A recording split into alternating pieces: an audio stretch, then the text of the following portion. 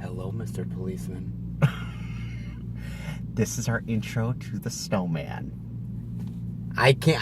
I'm sorry. I don't have any daddy or mother issues. I'm sorry. There was a lot in this movie. Yeah, if I did, I would have.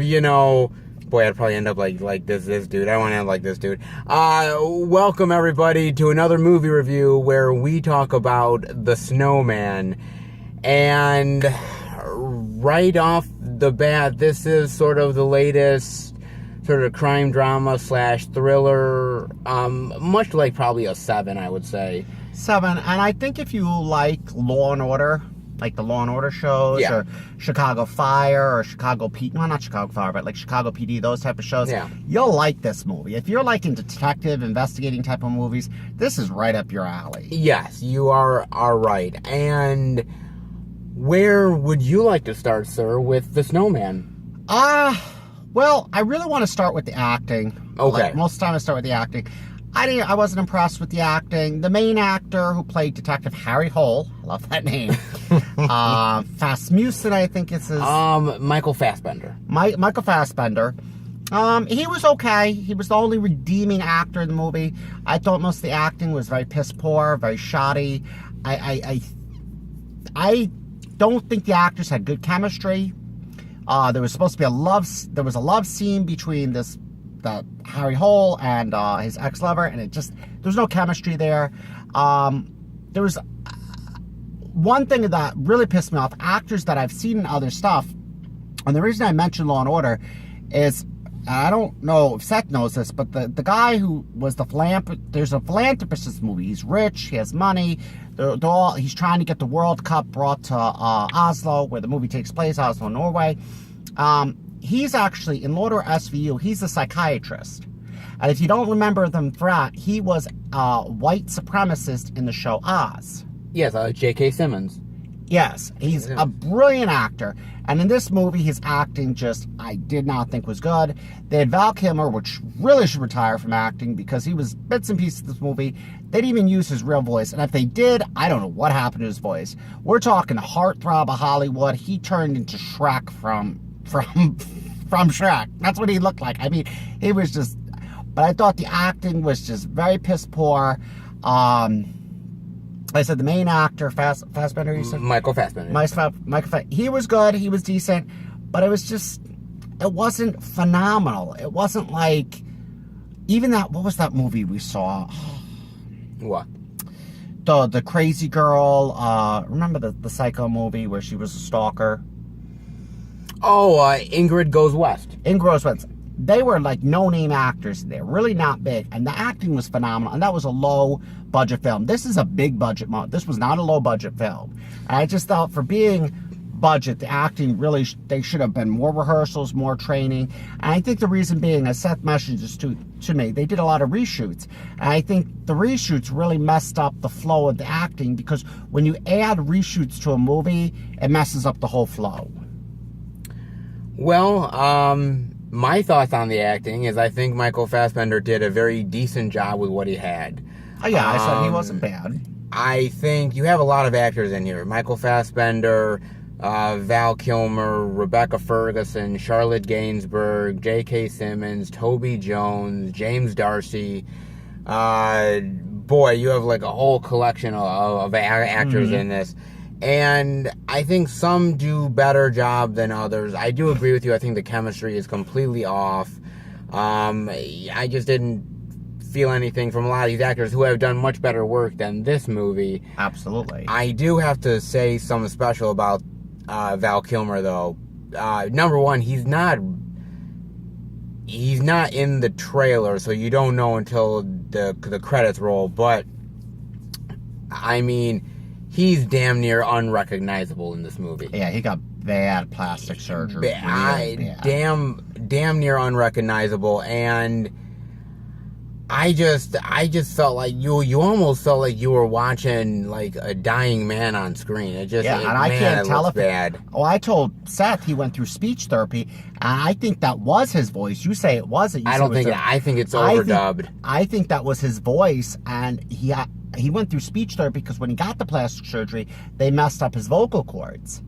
He got Oh, a bad facelift. So I think man. that was his voice, but it was a very, contrived voice. It might have not been his voice because Val really doesn't sound like that. But No. again, you don't know. He might have had major speech therapy. Yeah, that was really weird. I mean, they should have picked somebody else. You really should have. Yeah, I think the chemistry is all off in this, and you know, I think probably as far as the plot is concerned, because we'll get into the plot now. I guess we won't really give any spoilers away. No, this is a movie where, I mean, we might, but We might, but I won't ruin the movie. We'll do it towards the end of the video, if anything. So that's what we'll do.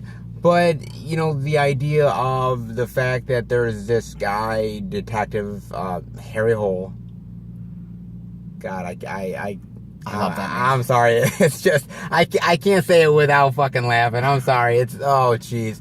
And the fact that he's a drunk, the fact that he basically wants to work on a case. He's just basically... It gives him purpose. Gives him purpose, gives him meaning. And the idea that, you know, there is these missing women and that they end up being connected. He finds out about there's a murder or, you know, a possible murder. Well, and he this sort of case kind of was investigates it. thrown at him because the woman cop, Yes. she didn't want him as a partner. She really wanted him to stay away. Yeah. And then she realized she needed him. Yeah. And she researched and he studied. Like, he won medals and accommodations. I mean, he was the best of the force, basically, Yeah. until he became a drunk. And that's why at the beginning he tells the police, like the commissioner, I need a case. He needed purpose. I mean, they show his backstory. He's getting drunk here. He's sleeping there. But he needed a case. He needed something to keep him occupied and everything. And, you know, while this is happening, there's also this plot with him and his ex-lover and her kid, and, you know, him trying to maintain a relationship with them and everything. And just, I will say this much. I think there's just way too many, like, subplots in this movie. There's just way too many of them, whether it's the ex-lover and the kid, or the female cop and her dead father, or them trying to get the Winter Cup to Norway, which was the Winter Cup to Norway, or the other stuff with the philanthropist and the doctor and the exploitation of the women. There was so much stuff, and they really should have just condensed it down. Absolutely. I mean, if they condensed it, would have been an hour-long movie, though.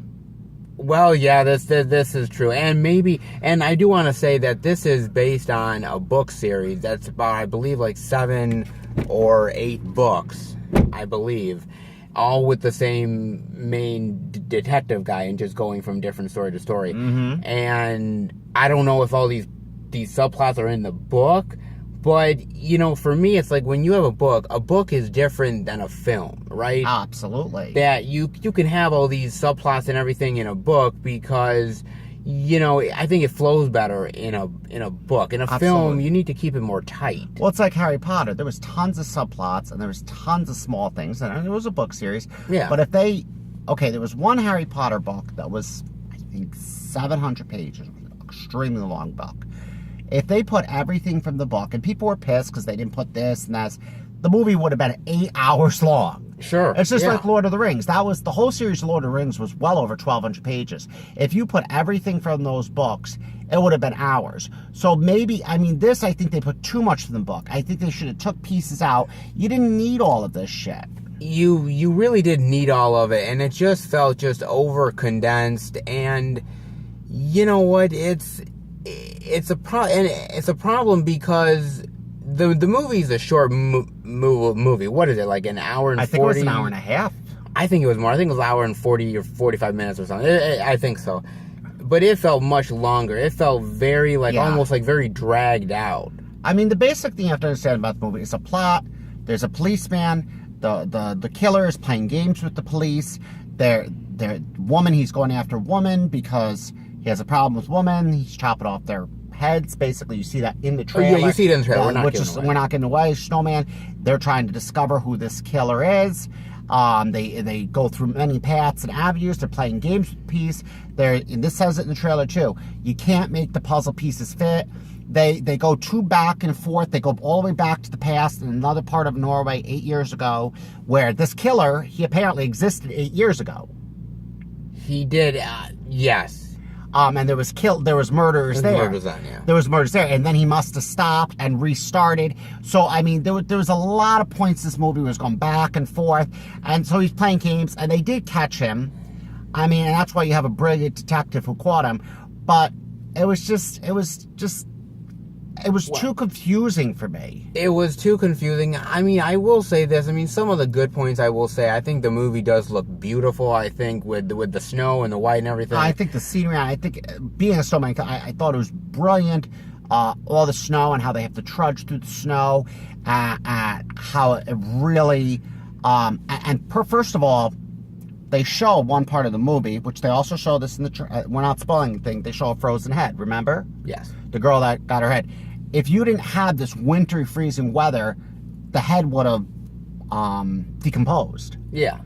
So it was kept in a frozen area because it was so cold. So I think the coldness really, I thought, one thing I have to say, and I want to get to this, is the scenery was beautiful. I have to say the scenes, the action, the murdering device, which I'm not going to tell you because they show it a little bit in the trailer. Little bit, yeah. Little, but it's so unique because I've never seen I've seen a lot of these crime thrillers, movies. I've never seen a murdering device like that. Which I think is really cool, the murdering device, how efficient it is. It's really kind of cool when they show it being used. Yeah, no, you are right. It's unique in that regard. I do like that a lot. I think I actually really did like the music in the movie. I thought that was good. I thought the music was very well done as well.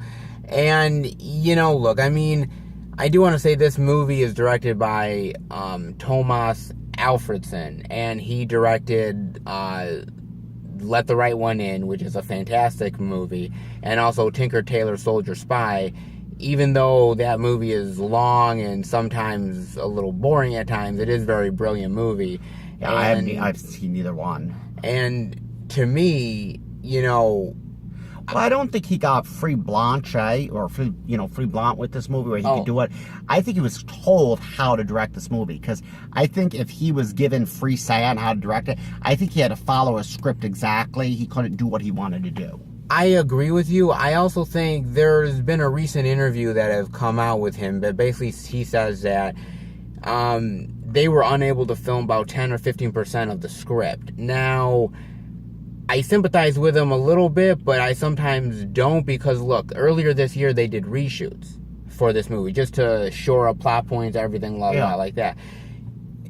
If you knew stuff was missing when you originally filmed the movie and you went back to do the reshoots, what's the point if whether the 10 or 15% was missing or not? You should have corrected that during the reshoots. Absolutely. So I don't feel completely sorry for him in this regard. I think he's a great director and I think he's done fantastic work. I don't think this is his best work. I think he'll do better in the future, but look, it's a tough thing when you're doing a sort of almost a first thing in a book series or something. I'm sure the author has a lot of input. I'm sure producers, a studio has input, and they're all saying, well, you put this in there, put that in there, don't put this in there, do this, do that.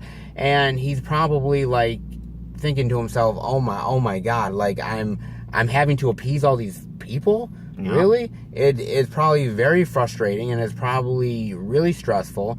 And he probably didn't have a great time directing this movie. No. And it As shows. I said, certain movies, Harry Potter's loved by many people. Yes. I'm trying to think of a specific movie. We saw 47 Meters Down. Yes. That's a shark movie. There's certain people that don't like shark movies, and there's other people that love them. Yeah. This is a very specific group of fans that like this movie. Yeah. I don't think this is for everybody. I think this is more for people like Law and Order, Chicago PD, criminal shows like criminal investigation, psychological thrillers. A show that reminds me, a movie that kind of reminds me of this. This was also confusing.